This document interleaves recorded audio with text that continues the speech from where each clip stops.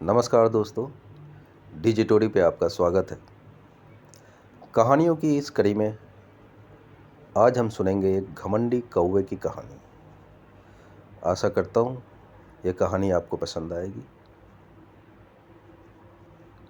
तो चलिए दोस्तों, शुरू करते हैं आज की कहानी। हंसों का एक झुंड समुद्र तट के ऊपर से गुजर रहा था।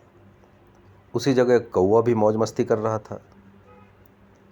उसने हंसों को उपेक्षा भरी नज़रों से देखा। तुम लोग कितनी अच्छी उड़ान भर लेते हो, कौवा मजाक के लहजे में बोला। तुम लोग और कर ही क्या सकते हो, बस अपना पंख फड़फड़ा कर उड़ान भर सकते हो। तुम क्या मेरी तरह फुर्ती से उड़ सकते हो, मेरी तरह हवा में कलाबाजियाँ दिखा सकते हो? नहीं, तुम तो ठीक से जानते भी नहीं कि उड़ना किसे कहते हैं। कौवे की बात सुनकर एक वृद्ध हंस बोला, यह अच्छी बात है कि तुम ये सब कर लेते हो, लेकिन तुम्हें इस बात पर घमंड नहीं करना चाहिए। मैं घमंड वमंड नहीं जानता।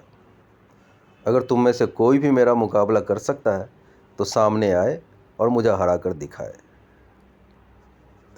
एक युवा नरहंस ने कौवे की चुनौती स्वीकार कर ली। यह तय हुआ कि प्रतियोगिता 2 चरणों में होगी।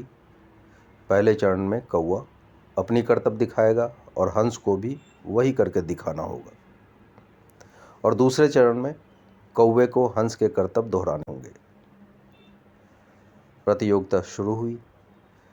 पहले चरण की शुरुआत कौवे ने की और एक से बढ़कर एक कलाबाजियाँ दिखाने लगा।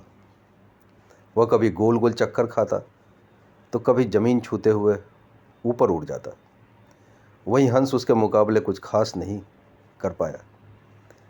कौवा अब और भी बढ़ चढ़ कर बोलने लगा, मैं तो पहले ही कह रहा था कि तुम लोग को और कुछ भी नहीं आता। फिर दूसरा चरण शुरू हुआ। हंस ने उड़ान भरी और समुद्र की तरफ उड़ने लगा। कौवे भी उसके पीछे हो लिया।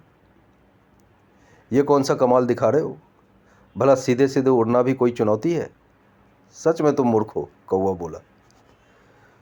पर हंस ने कोई जवाब नहीं दिया और चुपचाप उड़ता रहा। धीरे धीरे वे जमीन से बहुत दूर होते गए और कौवे का बड़बड़ाना भी कम होता गया और कुछ देर में बिल्कुल ही बंद हो गया। कौवा बुरी तरह थक चुका था, इतना कि अब उसके लिए खुद को हवा में रखना भी मुश्किल हो रहा था और वो बार बार पानी के करीब पहुंच जा रहा था। हंस कौवे की स्थिति समझ रहा था, पर उसने अनजान बनते हुए कहा, तुम बार बार पानी क्यों छू रहे हो? क्या ये भी तुम्हारा कोई कर्तव्य है? नहीं, कौवा बोला, मुझे माफ़ कर दो, मैं बिल्कुल थक चुका हूँ और यदि तुमने मेरी मदद नहीं की तो मैं यहीं दम तोड़ दूंगा। मुझे बचा लो, मैं कभी घमंड नहीं दिखाऊंगा। हंस को कौवे पर दया आ गई। उसने सोचा कि चलो, कौवा सबक तो सीख चुका है, अब इसकी जान बचाना ही ठीक होगा। वो कौवे को अपने पीठ पर बिठाकर वापस तट की ओर उड़ चला। दोस्तों, हमें इस बात को समझना चाहिए कि भले ही हमें पता